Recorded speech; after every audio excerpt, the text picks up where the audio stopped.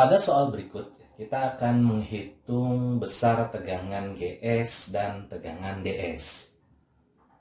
Terlebih dahulu kita lihat transistor yang digunakan itu adalah MOSFET untuk jenis enhanced MOSFET untuk kanal N. Kenapa kita sebut sebagai e-MOSFET? Karena simbol e-MOSFET seperti kita ketahui itu adalah seperti ini.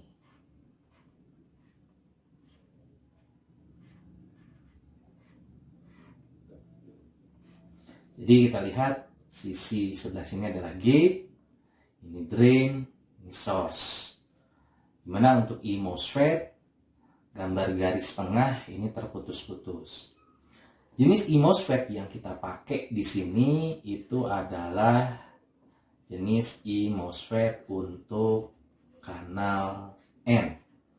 Kenapa kanal N? Karena tanda panah pada e-MOSFET tersebut arahnya masuk ke badan atau bodi dari transistor tersebut.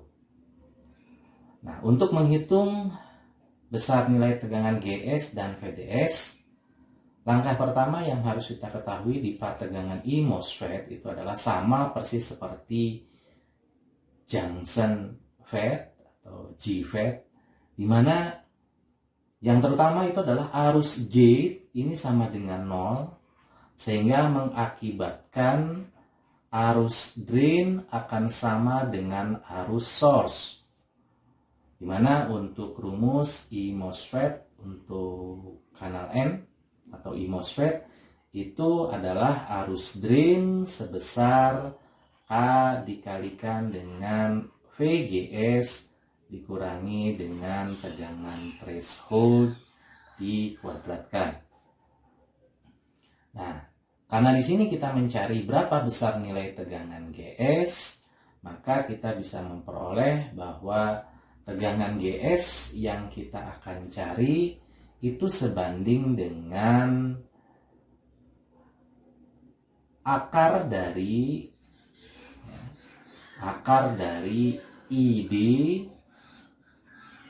dibagi dengan K, kemudian ditambah dengan tegangan threshold. Nah, komponen K itu sudah diketahui sebesar 1 mA per volt kuadrat. Demikian juga untuk tegangan threshold sebesar 1 volt. Kita tinggal mencari berapa besar arus drain. Nah, dari gambar kita bisa melihat bahwa ini kita gambar terlebih dahulu. Ini sisi gate, ini drain, ini source. Kemudian ini adalah arus gate, di mana arus gate tadi syaratnya itu adalah sama dengan 0. Ini adalah arus drain, ini arus source. Secara gambar kita bisa melihat bahwa ternyata arus source itu sama dengan sumber arus DC-nya sebesar 1 mA.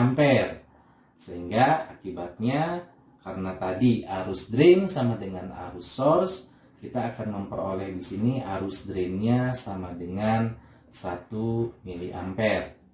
Sehingga kalau kita masukkan pada rumus yang di atas, maka tegangan GS sama dengan akar dari 1 mA dibagi dengan 1 mA per volt kuadrat, kemudian ditambah dengan tegangan thresholdnya 1. Dari sini kita lihat 1 mili dibagi 1 mili, 1 akar 1 ditambah 1, ini menjadi 2. Sehingga tegangan GS yang kita cari itu sebesar 2 volt.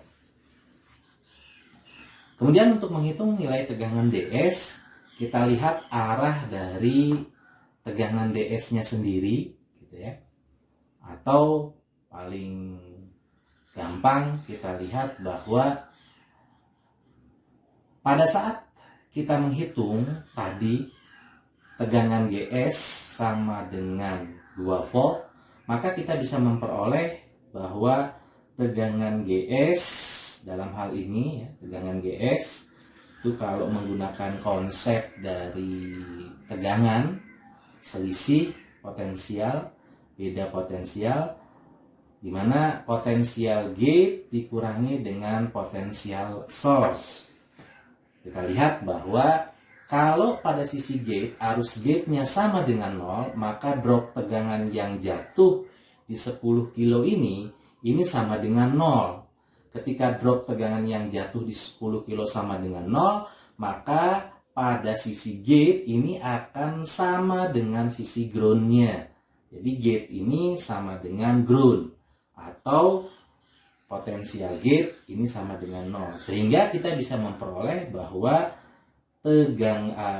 potensial S sama dengan minus VGS, di mana VGS-nya sudah kita peroleh tadi sebesar 2 volt. Berarti potensial source sama dengan minus 2. Ya. Kemudian kita melihat bahwa untuk menghitung potensial di titik D dengan menggunakan konsep daripada arus, di mana arus mengalir dari potensial tinggi ke potensial rendah, kita lihat bahwa arus drain dalam persoalan tersebut itu sama dengan potensial tertinggi dikurangi potensial terendahnya, di mana tertingginya itu adalah 20, dikurangi potensial rendahnya itu drain, dibagi dengan resistansinya 10 kilo. Maka dari sini kita bisa memperoleh potensial drain itu sama dengan 20 dikurangi dengan 10 kilo dikalikan dengan arus drainnya.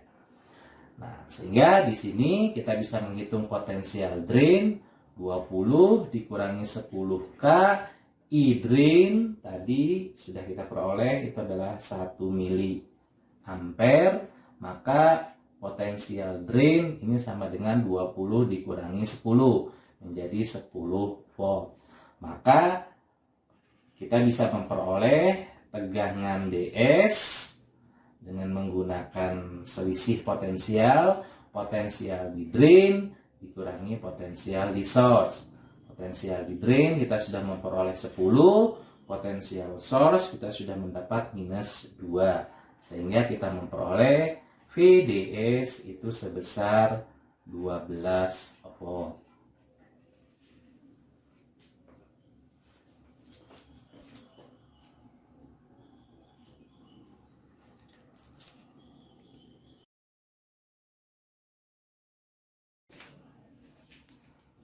Setelah kita menentukan besar tegangan GS dan tegangan DS, maka kita bisa menentukan daerah kerja untuk transistor I MOSFET kanal N tersebut. Di mana kita lihat kalau misal ya, asumsi kita buat bahwa transistor tersebut bekerja pada daerah aktif. Maka pada saat daerah kerja aktif itu adalah untuk kanal N, kita lihat besar VDS itu harus lebih besar sama dengan tegangan GS dikurangi dengan tegangan threshold. Kita lihat tadi besar tegangan DS sebesar 12, GS-nya kita tadi memperoleh sebesar 2, kemudian threshold-nya adalah min 1. Sehingga kita melihat tegangan DS di sini 12 masih lebih besar daripada 1. Maka asumsi daerah untuk I MOSFET kanal N aktif ini terbukti. Asumsi aktif